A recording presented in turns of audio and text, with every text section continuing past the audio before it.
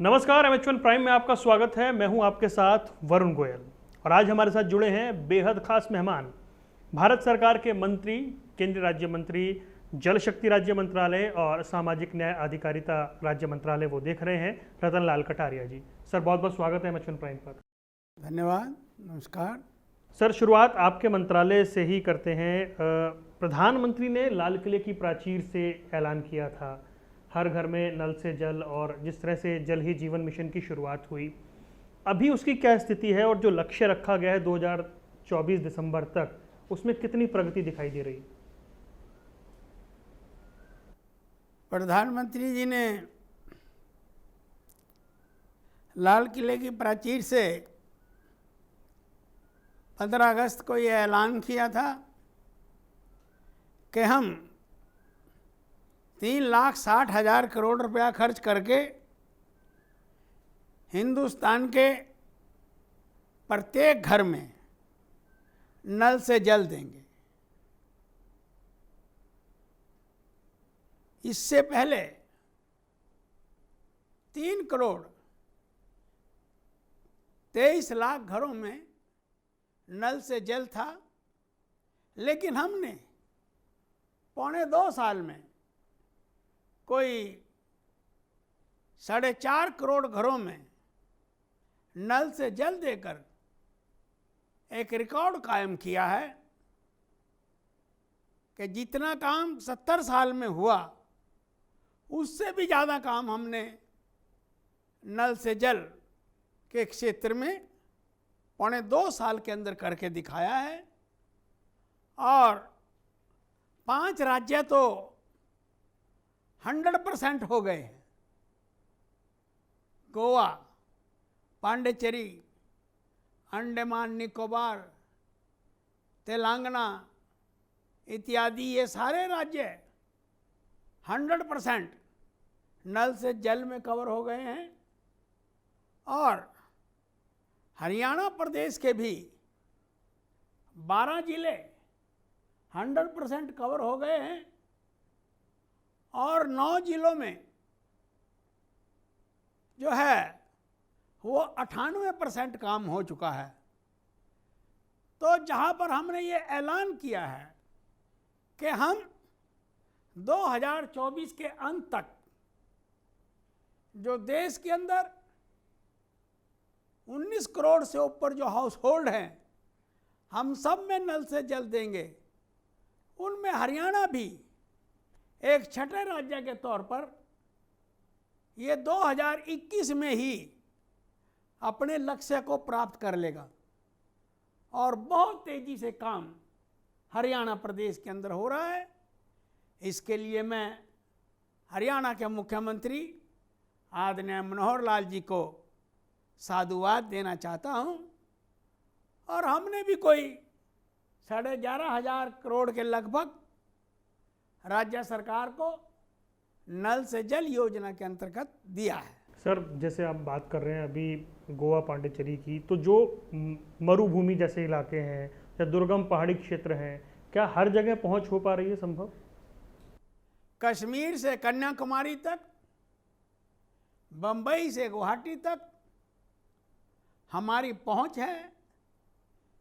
युद्ध स्तर के ऊपर काम हो रहा है। हम 1.5 लाख घरों में हर रोज पानी दे रहे हैं और हमारा 2024 तक लक्ष्य प्राप्त करना है। अभी हमारे पास प्राप्त समय है, लेकिन कुछ राज्य 2022 में ही इस लक्ष्य को प्राप्त कर लेंगे। हमारी जब रिव्यू मीटिंगें होती हैं, उन रिव्यू मीटिंग्स में हम हर राज्य के मुख्यमंत्री से बात कर रहे हैं, चीफ सेक्रेटरी से बात कर रहे हैं और अपने अधिकारियों की टीमें भेज कर इस प्रगति के ऊपर नज़र रखे हुए हैं। सर, क्योंकि ये बहुत बड़ी और बहुत महत्वाकांक्षी योजना है, ये जो कोरोना के हालात बने हैं 1.5 साल से, बार बार वित्तीय संकट की बात हो रही है, क्या संभावनाएं हैं कि क्या बिल्कुल जो लक्ष्य, जो समय निर्धारित हुआ है, उसमें ये काम पूरा हो जाएगा? 100% जो तय समय है उसके अंदर ये काम पूरा होगा। प्रधानमंत्री जी ने 3,60,000 करोड़ रुपया इसके लिए पहले से ही रखा हुआ है और कोरोना काल के अंदर भी जिस तरह से प्रधानमंत्री जी ने देश की अर्थव्यवस्था को संभाला है और पिछले 9 महीने से लगातार जीएसटी का कलेक्शन 1 लाख करोड़ रुपए से ऊपर जा रहा है, तो उससे हमें लगता है कि आने वाले समय में भारत की आर्थिक स्थिति भी बहुत तेजी से आगे बढ़ेगी और कोरोना काल के अंदर जहां सारे विश्व की अर्थव्यवस्थाओं के ऊपर फर्क पड़ा है, भारत में भी थोड़ा फर्क पड़ा था, लेकिन वो हम धीरे धीरे कवर कर रहे हैं और कोरोना हमारी मंजिल को हासिल करने में कहीं कोई बाधा नहीं होगा। सर, एक बड़ा महत्वपूर्ण सवाल है, वो है राज्यों के बीच में जल निर्धारण और नदियों को लेकर जो विवाद है वो दशकों पुराने हैं। क्या आपकी सरकार या आपका मंत्रालय कोई ऐसा ब्लूप्रिंट उसके पास है कि ये दशकों पुराने विवाद सुलझ जाएं, या ये जो दिक्कत बार बार आती है राज्यों के बीच, इसके समाधान का कोई तरीका है क्या? सर्दी है, अटल बिहारी वाजपेयी जी ने एक ये ड्रीम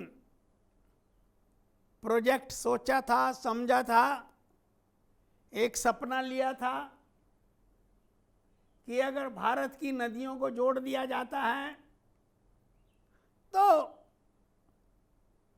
हम काफ़ी हद तक अपने देश की जल की समस्या को हल करने में कामयाब होंगे। और उस दृष्टि से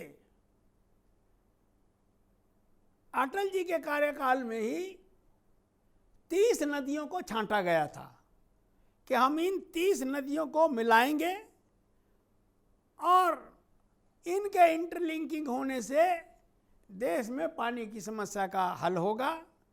और उसके लिए हमने प्रधानमंत्री सिंचाई कृषि योजना के अंतर्गत 99 प्रोजेक्ट चुने थे, जिसमें से 44 कंप्लीट हो गए, शेष 26 के ऊपर काम चल रहा है।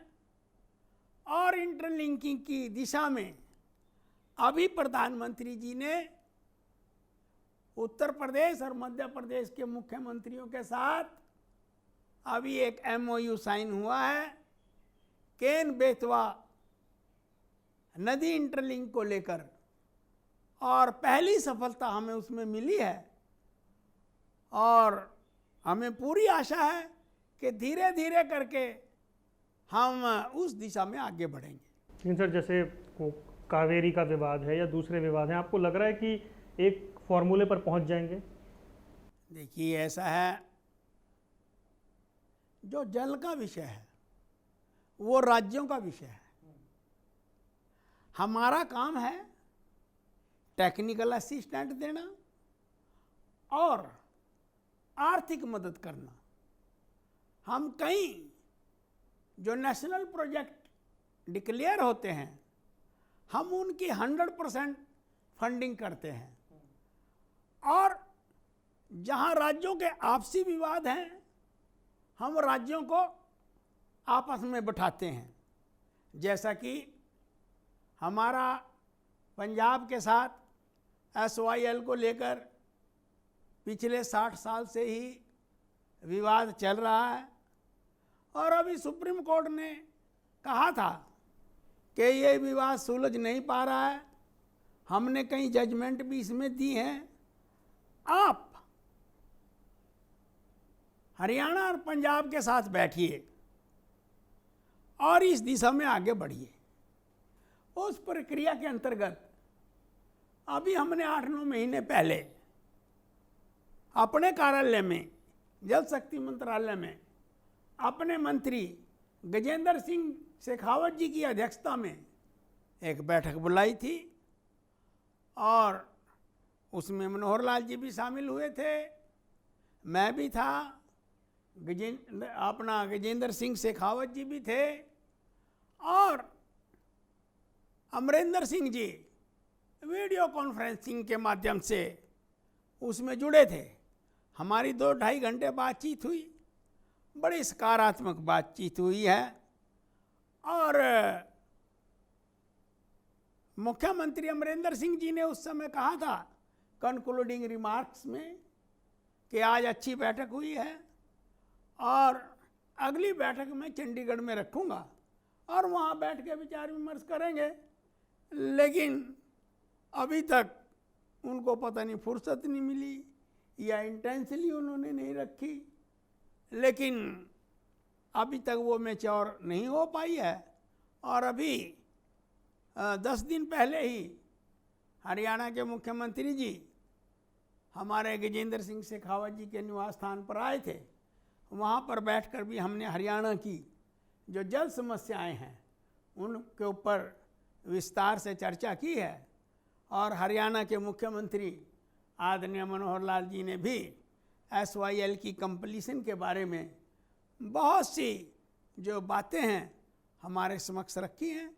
तो उस दिन ये तय हुआ था कि हमारे केंद्रीय जल शक्ति मंत्री शेखावत जी अमरिंदर सिंह जी को एक रिमाइंड कराते हुए एक चिट्ठी लिखेंगे ताकि अगली बैठक हो सके। लेकिन सर, आपके विरोधी तो ये कहते हैं ना कि केंद्र में आपकी सरकार है, राज्य में आपकी सरकार है और हरियाणा से ही जल शक्ति में मंत्रालय में मंत्री हैं और फैसला कोर्ट का जो है फेवर में आ गया है, फिर देरी हो रही है। देखिए, सारी बातें आप बिल्कुल सही कह रहे हैं। मैं हरियाणा से हूँ, हरियाणा की मिट्टी में पला हूँ, बड़ा हुआ हूँ। इस SYL को लेके हमने कई बार बहुत बड़े बड़े 3-3, 4-4 साल के एजिटेशन देवीलाल के साथ की हैं, डॉक्टर मंगल सैन के साथ की हैं। हमारे डॉक्टर मंगल सैन जी ने SYL को लेके इस्तीफा दिया है। पहले भी हमारे 6 विधायकों ने, कंवरपाल जी, कृष्णपाल गुर्जर जी और हमारा अम्बाला शहर की विधायक महोदया ने, वीना छिब्बर जी ने, हमारे 6 विधायक थे, सब ने SYL को लेके इस्तीफा दिया है। लेकिन मेरी कुछ मर्यादाएं हैं। मैं बैठक में बोल सकता हूं और पब्लिकली मैं जो है वो कोई टिप्पणी नहीं कर सकता, क्योंकि देश में फेडरलिज्म है और फेडरलिज्म के अंतर्गत जो बात करनी है वो मीटिंग में ही करनी होती है। अगर मैं कोई इसके बारे में टिप्पणियाँ करूँगा सार्वजनिक रूप से तो वो पंजाब वाले कहेंगे जी वो मंत्री बैठा रखे हैं वहाँ पर, वो तो बाइस्ड है, वो तो हरियाणा का है, उसने तो बात ही वही करनी है। अगले मंत्रालय की बात करता हूँ, जो सामाजिक न्याय अधिकारिता मंत्रालय है। शोषित वंचित वर्ग के लिए आप क्या कुछ कर पा रहे हैं सर? क्या आपके मंत्रालय के जो एफर्ट्स हैं वो फलीभूत होते हुए दिखाई दे रहे हैं? इतने ज़बरदस्त फलीभूत हो रहे हैं। हमारी एक स्कीम चलती है शेड्यूल कास्ट स्कॉलरशिप, 5 तरह से देते हैं: pre matric, post matric, excellent student, overseas students के लिए देते हैं। तो उस स्कीम के अंतर्गत एक कमिटेड लायबिलिटी का ऐसा फार्मूला अड़ा हुआ था कि हम केवल 1100 करोड़ रुपया ही सारे देश से अपने 80 बच्चों को दे पाते थे। लेकिन हमने प्रधानमंत्री जी से गुहार की, बार बार गुहार करने का ये नतीजा निकला कि उस कमिटेड लायबिलिटी के फार्मूले को हटाया गया और एक नया फार्मूला लाया गया कि SC स्कॉलरशिप में 60% केंद्र देगा, 40% राज्य सरकारें देगी। और वो जो हम 1100 करोड़ रुपया दे पाते थे एक साल में, वो 11,000 करोड़ रुपए पे पहुंच गया और 5 साल में वो 59,000 करोड़ रुपए पे पहुंच गया। अब सारे देश के अंदर नशे का प्रचलन चल रहा है, पहले काफ़ी बड़ा है, उस पे काबू पाने के लिए हमारा मंत्रालय काम करता है। तो हमने 272 जिलों के अंदर डी एडिक्शन सेंटर खोले हुए हैं और पिछले साल 15 अगस्त को हमने ये मुहिम छेड़ी थी और हम कोई 80 लाख लोगों से हमने संपर्क साधा है। 4000 इंस्टीट्यूशन के बीच में हम गए हैं और इस 15 अगस्त को हम संकल्प लेंगे कि 2022 में कम से कम 100 जिलों में नशे का बिल्कुल सफाया कर देंगे। उसके लिए हम मिनिस्ट्री ऑफ होम से भी बात कर रहे हैं, उसके लिए हम मिनिस्ट्री ऑफ हेल्थ से भी बात कर रहे हैं और इसी तरह से कोरोना काल में हमने देखा कि सीनियर सिटीजन्स को बहुत मुश्किल आ रही है, ट्रांसजेंडर जो है उनको जो है वो मुश्किल आ रही है, दिव्यांगजनों को मुश्किल आ रही है। तो भारत सरकार ने हेल्थ मिनिस्ट्री के माध्यम से एडवाइजरी जारी की। हमने अपने सोशल जस्टिस मंत्रालय की ओर से एडवाइजरी जारी की कि ये जो दिव्यांगजन है, ये जो सीनियर सिटीजन है, ये जो ट्रांसजेंडर्स हैं, इनके लिए अलग से वैक्सीनेशन सेंटर बनाए जाएं और इनकी देखभाल के लिए हमने 1500 रुपया प्रति व्यक्ति का प्रावधान किया। हमने इनके लिए स्पेशल मोबाइल वैन्स लगा कर इनके लिए अलग से वैक्सीनेशन का प्रबंध किया और जो बुजुर्ग हैं वो कई जो है कम्युनिकेबल डिजीज़ से, कुछ नॉन कम्युनिकेबल डिजीज़ से, क्रोनिक बीमारियों से ग्रस्त हैं, तो उनके घर तक दवा पहुंचाने का काम हमारे मंत्रालय ने किया है। लेकिन सर, आप जो इतनी चीज़ें गिना रहे हैं, आपके विरोधी विपक्षी कहते हैं कि आपकी सरकार आने के बाद दलितों का उत्पीड़न बढ़ गया है। देखिए, ऐसा है, दिल बहलाने के लिए ख्याल अच्छा है गालिब। जो 70 साल तक दलितों पे अत्याचार करते रहे, आज उनको दलित याद आ रहे हैं, जबकि हिंदुस्तान के आज़ाद इतिहास के अंदर पहली बार भारत माता का लाल नरेंद्र मोदी एक ऐसा व्यक्तित्व इस देश के अंदर पैदा हुआ है कि जो 80 करोड़ लोगों को पिछले साल से और इस साल दिवाली तक भोजन का प्रबंध कर रहा है, तीनों समय के भोजन का प्रबंध कर रहा है, दवाई का प्रबंध कर रहा है। 43 करोड़ बैंकों के खाते खोले हैं, 8.5 करोड़ महिलाओं के घरों में गैस का कनेक्शन पहुंचाया है, 2.5 करोड़ गरीबों के घर बनाए हैं। एक के बाद एक गरीबों के लिए नई से नई योजनाएं मोदी सरकार चला रही है। ऐसे में ये कहना बेईमानी लगता है। वो अपने गिरेबान में जाकर देखें कि जब 2G स्कैम हुआ था, कम्युनिकेशन के अंदर इतना बड़ा 2,85,000 करोड़ रुपए का घोटाला हुआ था, वो अपने गिरेबान में झांक कर देखें कि UPA 2 के समय में जब कोयला घोटाला हुआ था, हमारी सरकार ने तो 1,90,000 करोड़ रुपया कोयले की नीलामी की पारदर्शिता में बचाया है। 90,000 करोड़ रुपए का काला धन बाहर निकाला है और इसी तरह से जो है 2.5-3 लाख करोड़ रुपए से भी ऊपर DBT के माध्यम से बचाया है, डायरेक्ट बेनिफिट स्कीम्स, जिसके अंतर्गत पहले बीच में दलाल खा जाते थे, सारा सरकार जो मदद करती थी गरीबों की, वो बचाया है हमने। 7 साल आपकी सरकार को पूरे हो गए हैं। हो गए। ऐसा लगता है कि 7 साल में सरकार सबसे मुश्किल दौर से गुजर रही है, सबसे लो पॉइंट पे खड़ी है।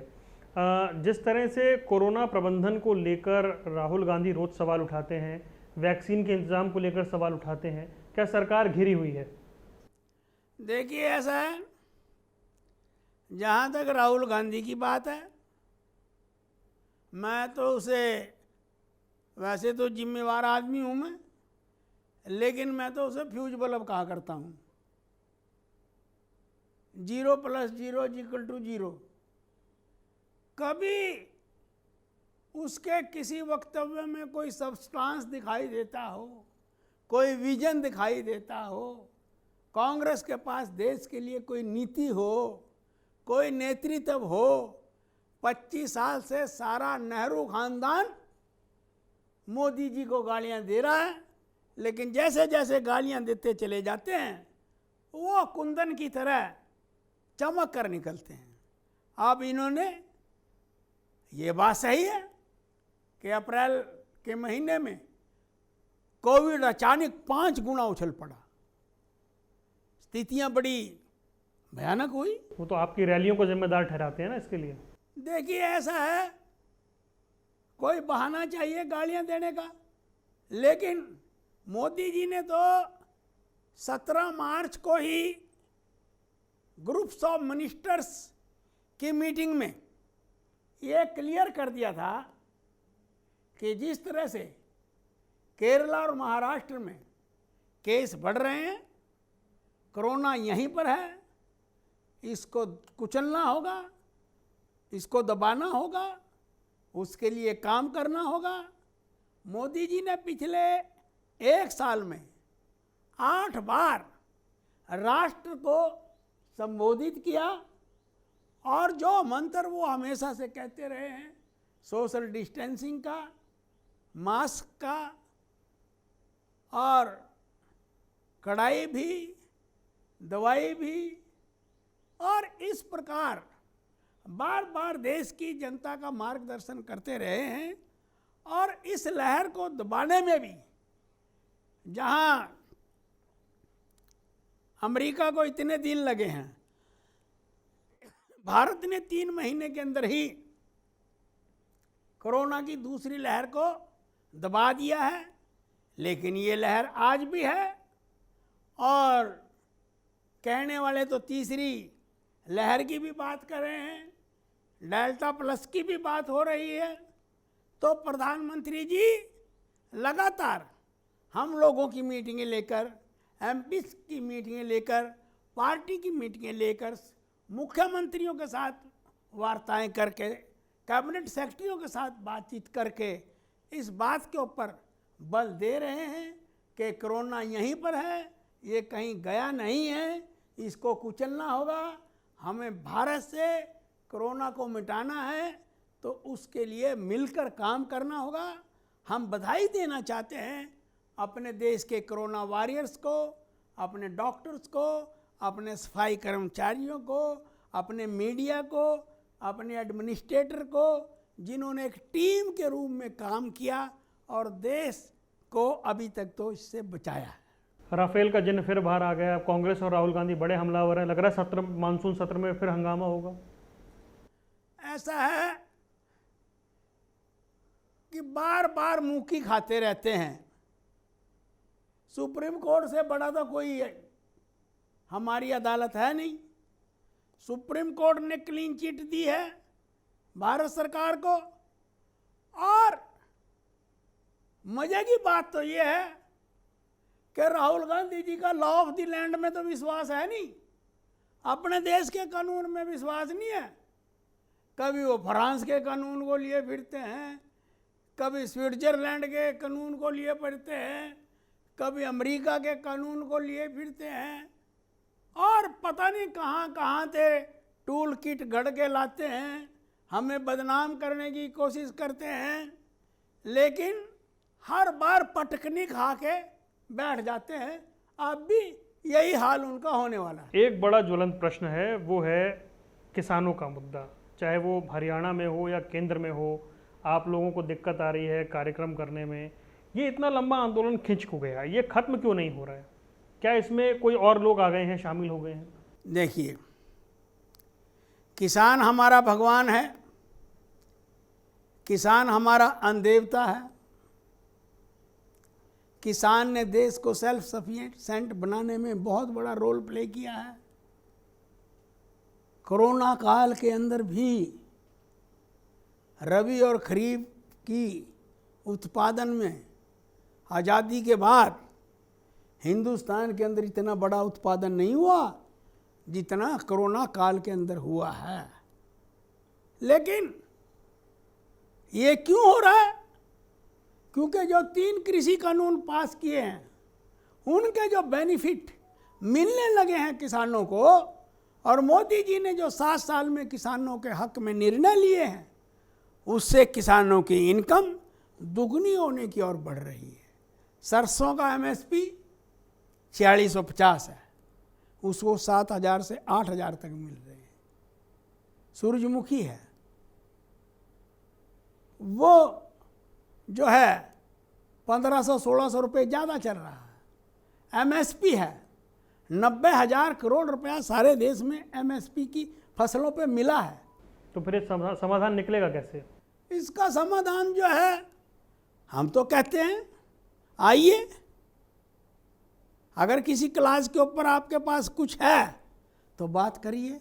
और अब तो जो देश के इतने बड़े नेता हैं केंद्र के, शरद पवार जी, उन्होंने भी कह दिया है कि देखो भाई, सारे कानून तो रिपील हो नहीं सकते, अमेंडमेंट हो सकती है। अगर हो सकती है आ जाओ, 2 घंटे के अंदर जो ना निपटारा कर दें। लेकिन कोई स्पेसिफिक प्रपोजल तो लेके आए, इनके तो अपने पॉलिटिकल एजेंडे हैं। राजनीतिक नुकसान हो रहा है आपको इससे? है जी, नुकसान हो रहा है राजनीतिक? ये तो वक्त बताएगा किसका नुकसान हो रहा है, वक्त बताएगा किसका नुकसान हो रहा है। हम भी निगाह रखे हुए हैं, हम भी लोगों के बीच में हैं। हम लोगों की इतनी सेवा कर देंगे, इतनी सेवा कर देंगे, लोगों को इतने काम कर देंगे आने वाले 3 साल के अंदर कि हमारी लाइन इतनी लंबी हो जाएगी कि ये जो हमारे विरोधियों ने खड़ी की है, ये 2 सेंटीमीटर की नजर। चलो, मैं अंत में 1-2 सवाल आपसे और लेता हूँ। एक तो ये, एक सवाल मेरा आपसे ये है कि क्या कमज़ोर विपक्ष की वजह से आपकी सरकार ओवर कॉन्फिडेंट है? पेट्रोल डीजल के जो दाम हैं या दूसरी महंगाई है, उस पर क्या सरकार की नज़र नहीं है? देखिए, ऐसा है, हम ना कभी ओवर कॉन्फिडेंट थे, ना हैं, ना रहेंगे। हम संचेत जरूर हैं, सारी गतिविधियों के ऊपर हमारी नज़र है और जनता को रिलीफ देने के लिए हर प्रयत्न किया जा रहा है। तेल का मामला हो तो तेल पे राहत देने की कोशिश करेंगे, किसानों का मसला है तो उस पर राहत देने की कोशिश करेंगे।